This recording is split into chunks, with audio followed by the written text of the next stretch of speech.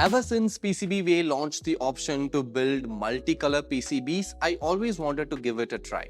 But we didn't want our PCBs just to be fancy looking with multiple colors. I wanted it to have some purpose, which is when I came across game boards. Think about it. If I want to convert this normal board game into an electronic digital game, I can just build a PCB of the same size, and instead of having a simple single layer solder mask, I can use UV printing to have all these details on the PCB. And since this whole design is on top of a PCB, we can easily incorporate other functions into the board, like being able to roll a dice, being able to move a piece, and the entire game logic can be incorporated into the single PCB, making the game much more fun to play. In this video, I'll explain how we build this PCB Ludo game and also give you the code and schematics so that you can build it on your own. But before we do that, let me quickly mention PCBWay, who are not only the fabricators of these beautiful PCB boards, but are also the sponsors for this video. More about how to place your order on PCBWay is later in this video. Now, let me first show you how our digital Ludo game board works. So this is a fully assembled unit. You can see all the LEDs here, and if I turn it over, you can see a 3D printed enclosure with the buttons and the Type-C port over here.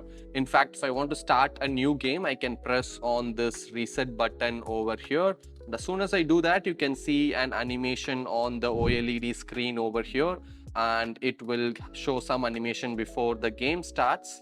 And once it is done, it will tell that to select the first player, each player has to roll the dice once, and whoever gets the highest number can start playing the game. But before I do that, let me quickly show you an empty PCB to help you understand what's happening here. So this is an empty PCB which is not soldered yet. And as you can see, all the important components are on the bottom side of this PCB. You can see the footprint for ESP32, the Type-C connector, the power management ICs, the shift register is over here. And all these slots you see here are for the LEDs. So the LEDs you see here are reverse mountable LEDs, which are soldered on the back side. You can see the footprint for the reverse mountable LED and also the filter capacitor.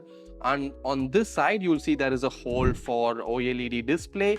And if you zoom in, you can see that all these LEDs also have two pads around it, which are the touch pads. So when we press it, it will act like a touchpad, and the ESP32 can sense which touchpad is being detected. I will tell more about this when I explain the circuit diagram, but now let's get back to the game. So now to roll a dice, we can just press on any of the tokens inside our box. So let me just press this. As soon as I press it, you can see that I got a 6. I'll press for the other player as well. I got another 6. I'll press for the blue player. It's 6 again. Okay, that's strange. I'll press for the yellow and I get a 4. So all these are randomly generated numbers. Whenever we roll a dice, we'll get a randomly generated number. Since green had the highest number first, green will start the game, and that is indicated by the green symbol or green color over here. And what we have done with the OLED display is that we have matched up with the so this hole is actually filled with this red color, green color and blue color, so that it looks like a complete board. Now I can just roll the dice by pressing on this.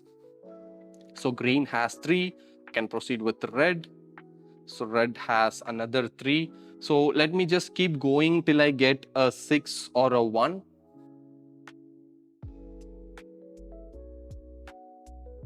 Okay, now I got a 1, and you can see automatically one token has come outside, that is one piece has moved outside, and I get another chance to play. And I got another 1 here, so the red has also come out. I got another 6. So when there are 2 pieces on the same point, you can see that the LED starts to blink, indicating there are 2 pieces over there. So I can play one more time, and it's a 3.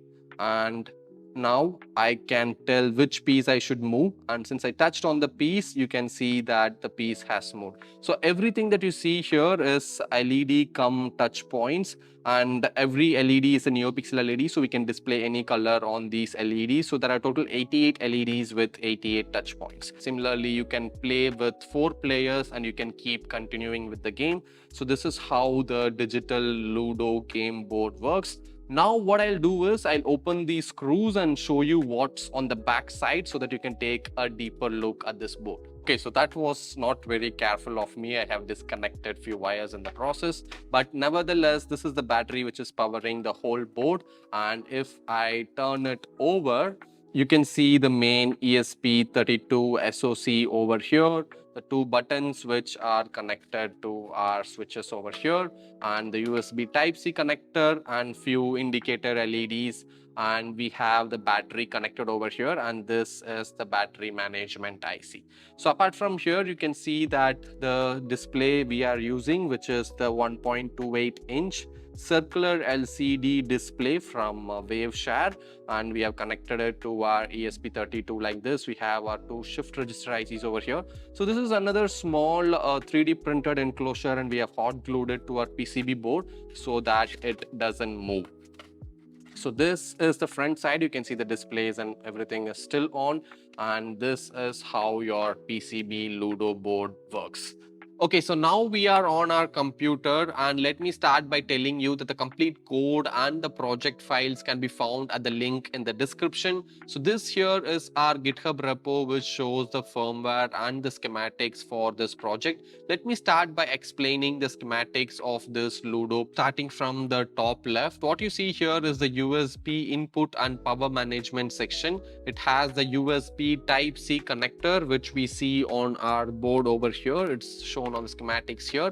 And then we have two important ICs. The first one is your IP5306, which acts as a power path management IC. This allows you to power the board either with the Type-C connector or with the battery, and it also boosts the output voltage to 5 volt, and this output voltage is then given to a 3.3 volt voltage regulator, which is the MIC5219, which is used to power our ESP32. Moving on, we have the main microcontroller over here, which is the ESP32S3W ROM, and over here we have two shift registers, one circular OLED display, and on the bottom you can see 88 LEDs. Now what we have done here is, if you take a closer look, you can see that the LED pins are just 1, 2, 3, 4. We have made a custom symbol for this so that each LED also has two additional pins which are used for touch inputs. I know it's a bit complicated, so let me make it simple for you. So if you look at PCB board over here, you can see the LEDs over here, and each LED has these touch pads near it. So what we have done is, in order to make the schematics simple, we have added a custom symbol and also a custom footprint when it comes to the PCB, so that each LED has two additional pins which can be used for the touch sensor. Now the complication behind the schematics is that, like I told you, we have 88 LEDs on this board and 88 touch points in total.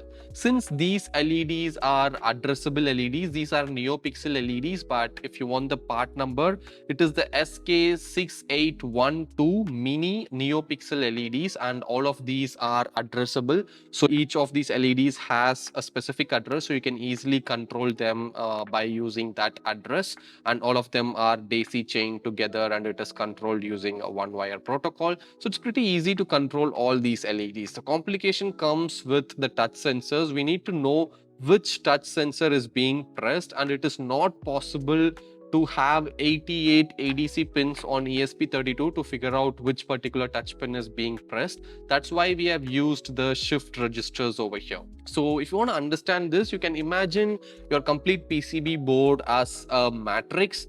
You can imagine like them with rows and columns, and if I have to be specific, you can see that the shift register has SR0 to SR7. So these are the rows which you can consider, and these are the columns. So this is one particular row. So this will be SR0, SR1, SR2, SR3, 4, 5, 6, 7, 8, 9, 10, 11, 12.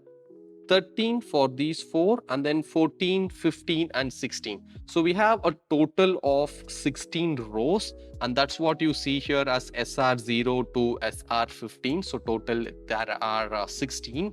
And then we have the touch pins which are connected to the ADC of ESP32 over here. So the touch pins are from T1 to T7. So all of this is broken into 7. So if you see here 1, 2, 3, 4, 5, 6, and then the 7th one is for these things. So what happens is, think of it like a matrix. We have to enable each of these touch sensor and see which particular touch sensor is being pressed. So from SR0 to SR15, all of this is connected to the ESP32 using a shift register. So using a shift register, we'll activate it one after the other. We'll first activate SR0, meaning this row will be activated.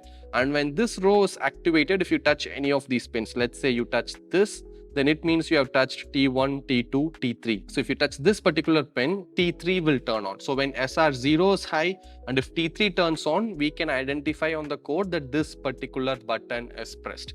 Similarly, we'll turn on SR0, then turn it off, then SR1, then turn it off. So at any given point of time, one particular row will be turned on, and we'll always be monitoring which T is being pressed. That way, when it is being done very fast, even if you touch any single touchpad on this board, we'll be easily able to detect it with our ESP32. So this is very similar to how your keyboard or even the keypad that you use with Arduino works. It is the same logic. Apart from that, you can see the IO pins 11 to 21 over here, which is used for controlling our 1.28 inch OLED display.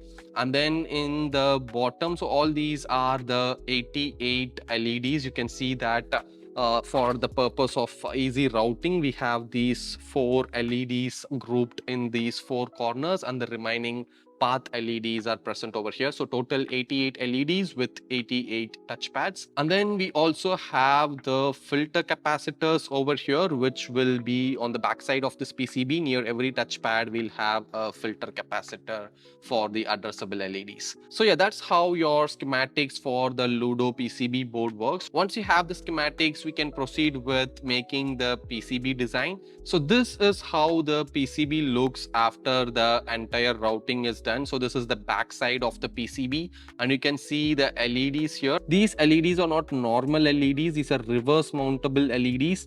So we have given a cut over here, and the LED is actually mounted on the back side of the PCB, as you can see here. This is done so that there won't be any soldering pads on top, and it will look flush. So the LEDs are mounted on the bottom, but the light will be facing on the top side through the PCB cutout over here.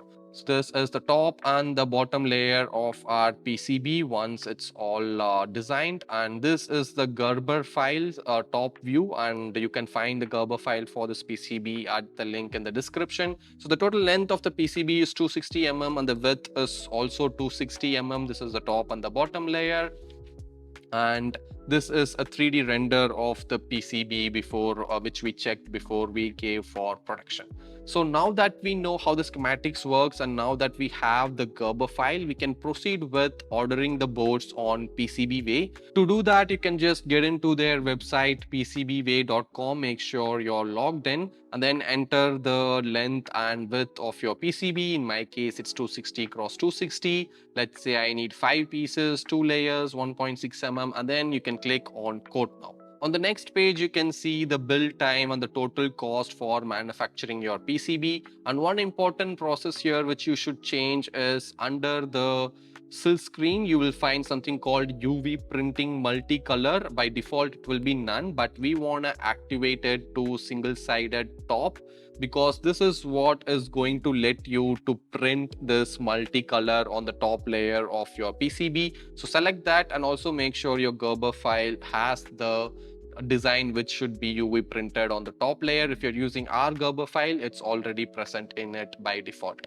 So once you click on that, you can click on save to cart, agree, and then on the next page you can upload the Gerber file, click on submit now and make the payment. So once the board is ready, we can just connect it to our computer using this Type-C connector and start programming. On my computer here, you can see all the required files that we have used to program our Ludo board. Let me quickly open it and show you how the code looks like. As you can see, once I open it, you can find 4 different tabs over here, 2 header files and 2 program files. And before you start uploading or tweaking with this code, make sure you check out all the dependencies. We have given link for all the libraries used in this project, so you can visit these GitHub repos and download all the libraries before you try and upload this to your board. Now, like I told you, there are 4 different tabs. The last tab is the fonts tab. So we are using a specific font which looks good on the OLED screen called the Noto Sans Bold. So this font is converted into C array, as you can see, so that we can use it with the ESP32. So this header file consists all the font styling details in C array. And then we have the image data.h. So when you saw the working of this board, you should have seen some animations on this OLED screen. If I turn it on, you can see these kind of animations coming on our OLED screen. So these animations are just GIF files. Again, we have converted this GIF into a C array, which you are seeing on the screen right now. So this is the C array data for playing that particular GIF on ESP32. You can see this GIF is called Ludo intro. If you scroll down, yeah, you can see this is called dice 1, and if I go further, you can see dice 2. So all these different GIF files, dice 2 is nothing but it shows a rolling animation and shows the number 2. So all these different GIFs are stored as C array so that we can call it and use it in our main code over here.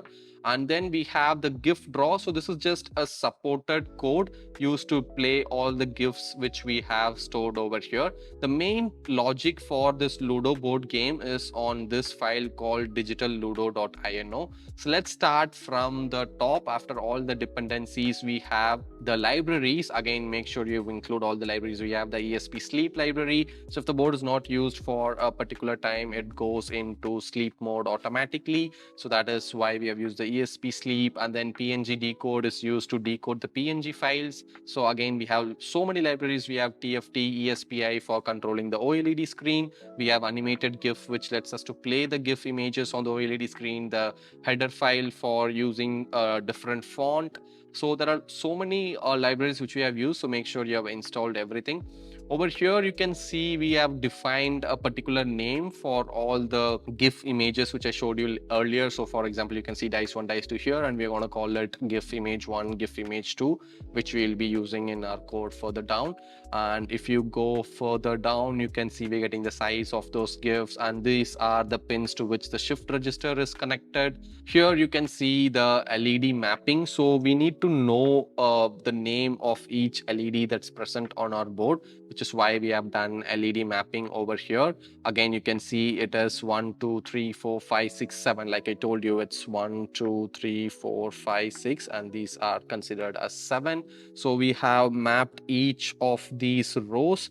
And if you see on the bottom, there are only 4 LEDs. There is just 4 LEDs here. So the remaining we have kept as -1. So you map these LEDs so that it's easy for us to code which particular LED should turn on in which color. Then we have the touch threshold. So every time a touch pin is pressed, we are going to read an ADC value, and there is a threshold limit above which we conclude it as a touch. Then we are dealing with debounce. So there are a lot of variables and libraries. It's literally impossible for me to explain the complete code of this project in this video, but I'll try and give you some basics so that when you read through it, you will understand. Further down, we have different variables which says the position of each pieces. So this particular piece, or what we call as tokens. So in the code, we refer to each single piece as a token. So each player has 4 tokens, and if any tokens are in home, this array stores it. If any token is in the move, this array holds that value. And then it has the position of all the 4 players. And by default, it is 1, 2, 3, 4, 1, 2, 3, 4, which is this particular position. And then we have defined path for each player. Say, for example, if the blue player comes out, then the path for that player will be like this, and it will enter this blue area and go to home. So if the blue player comes out, this is the path. So we have defined the path for every single tokens or every single piece for every player. And then the code goes on. So like I told you, this is the bare minimum which you should know. You can just read through the code, and if you have any doubts, you can leave that in the comment section or even use our forums and we'll help you with it. So yeah, this is how the code works. Make sure you have installed all the libraries. You can connect your PCB board directly to your computer, select the right board, COM port, hit on upload, and your project is ready to go. That's it, guys. Hope you enjoyed watching the video and got inspired to build something of your own. Of course, you can make many changes to this game board. You can add a buzzer to add sound effects. You can even make it for a completely different game or change the rules of this game to make it more interesting. Also, we have built a digital die, so you can click on this I button here if you want to check out that video as well. With that, this is Ashwin signing off. Have a good day. Bye-bye.